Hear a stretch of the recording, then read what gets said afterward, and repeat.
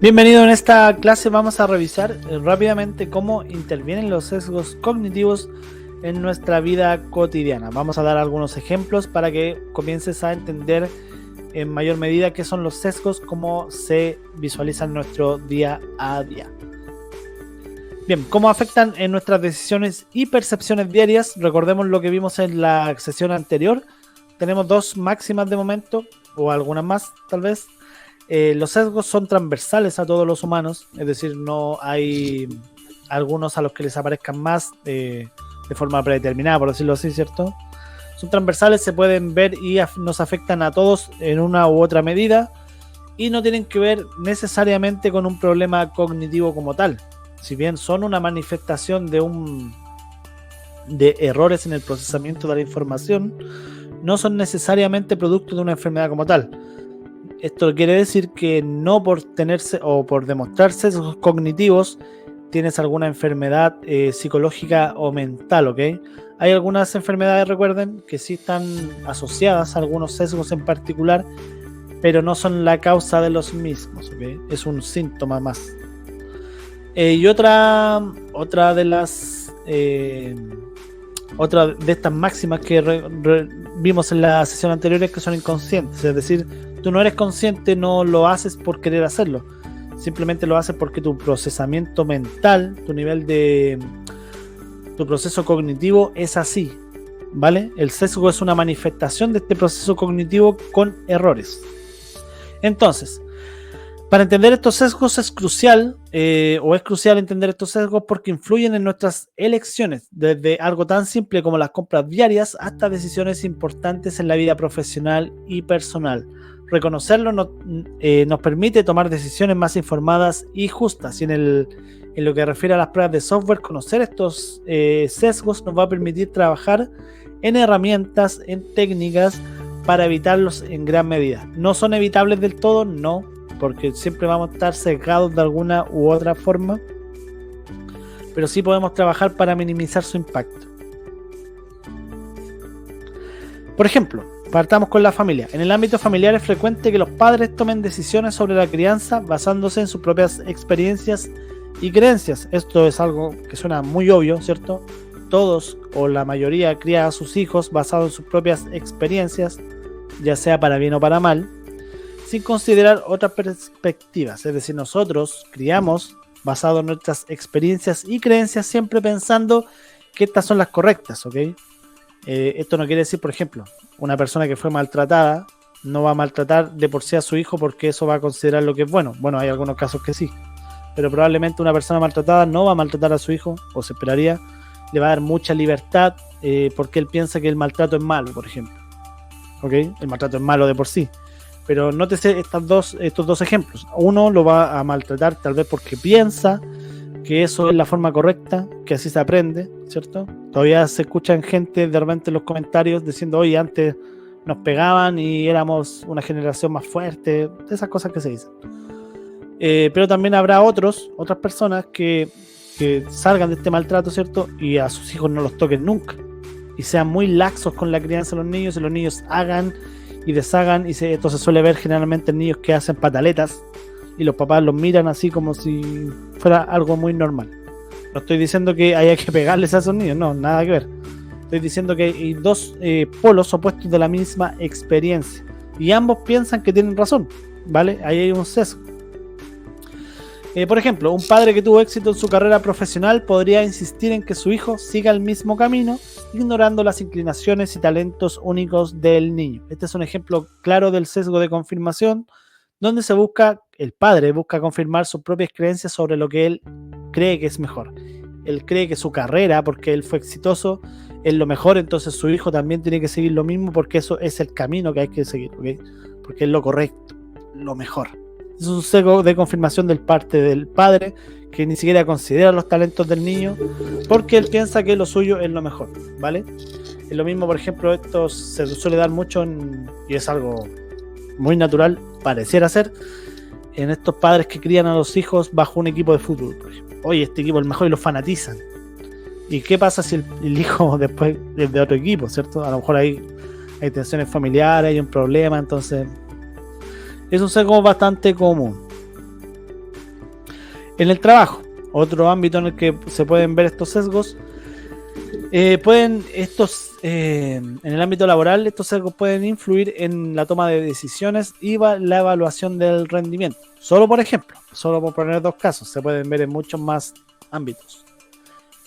Un ejemplo, durante una reunión de trabajo es común que las primeras ideas presentadas, es decir, no sé, las primeras ideas que presenta un líder de proyecto o un jefe, influyan en las decisiones finales del grupo. Esto puede llevar a decisiones no del todo óptimas si las ideas iniciales no son las mejores. Hay un ejemplo de esto un poco más claro. Si ustedes han participado en una ceremonia Scrum, en un pesaje de una historia de usuario, por ejemplo, usando la metodología del póker o las tallas de camiseta, ¿cierto? Tal vez conozcan que la mejor forma de hacer la votación del peso de una historia, de la dificultad de una historia, siempre va a ser en forma incógnita y que todos los puntajes se conozcan al mismo tiempo. ¿Por qué es eso?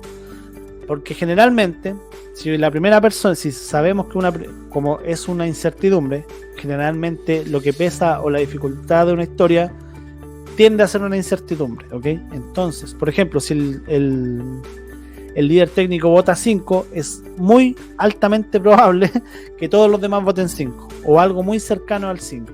A lo mejor algunos votarán 8, unos 3, pero no van a haber votaciones de 1 o no van a haber votaciones de 13, por ejemplo. Eso también es una forma de ver este sesgo de ancla. Por eso esas votaciones suelen o debiesen ser siempre de forma anónima y los resultados debiesen verse siempre en forma simultánea, ¿ok? Para determinar realmente lo que piensa el equipo sobre una tarea. Pero ¿qué pasa? Que cuando una persona, generalmente de peso dentro del equipo, vota un puntaje, los demás se van a dejar influenciar rápidamente por él. Esto es algo hecho, ¿ok? Disculpa. El sesgo de anclaje puede afectar la innovación y la eficiencia en un lugar de trabajo, como les comentaba anteriormente. Solo como parte de un ejemplo. En la sociedad, obviamente también lo podemos ver acá, en la sociedad nuestros juicios sobre otras personas y grupos están a menudo influenciados por sesgos cognitivos. Creo que esta es la demostración más evidente de los sesgos cognitivos que nos afectan a todos, ¿ok? Por ejemplo, tras ver noticias frecuentes sobre crímenes cometidos por ciertos grupos o etnias o nacionalidades o ciertas personas de cierta nacionalidad, las personas pueden desarrollar un miedo desproporcionado hacia esos grupos en general, ¿ok? Esto es un sesgo de disponibilidad sin considerar estadísticas más amplias que muestran un riesgo menor. Por ejemplo, yo estoy en un país, no sé, en Estados Unidos, y en Estados Unidos dicen que las personas, solo este es un ejemplo, es algo que no tiene nada que ver con la realidad, que las personas de los países árabes empiezan a mostrar solo noticias de personas de países árabes que cometen delitos, ¿ok? Y la gente dice, oye, toda la delincuencia en Estados Unidos tiene que ver con los países árabes, los musulmanes, por ejemplo, ellos son los culpables de toda la delincuencia. ¿Y qué ocurre si vemos estadísticas en general? Y los crímenes cometidos por árabes corresponden, por ejemplo, a un 1% de toda su porcentaje de migración, por ejemplo, de gente que vive ahí. Solo un 1% de los árabes cometen delitos en Estados Unidos. En cambio, si miramos el panorama general, los habitantes de Estados Unidos, tenemos que los nativos cometen, no sé, 15% de los delitos totales. Entonces, la visión de la sociedad está sesgada, obviamente por lo que presentan los medios de comunicación, porque dan noticias con los árabes, y la gente se va convenciendo a sí misma, gracias a los medios de comunicación, en este caso, por ejemplo, de que los árabes son los responsables. Cuando al mirar una estadística mucho más amplia nos damos cuenta que, claro, cometen crímenes igual que todos los demás, pero en una proporción mucho menor a la que correspondería, ¿cierto? O a la que se piensa, ¿vale? Ese es un sesgo de disponibilidad, es un sesgo también, tiene una ramificación ahí por la confirmación, es una discriminación, por ejemplo, en este caso en particular. Yo estoy dando un ejemplo, quiero que se entienda eso, por favor. Y esto se da con muchas otras cosas, ¿ok? Se puede dar tanto con equipos de fútbol, tanto con religiones, tanto con formas de pensar, con movimientos sociales, etcétera. Hay que tener mucho cuidado con lo que vemos y con las afirmaciones que realizamos a nivel social, porque puede ser que estemos viendo solamente una película muy pequeña de un panorama mucho más amplio, ¿ok?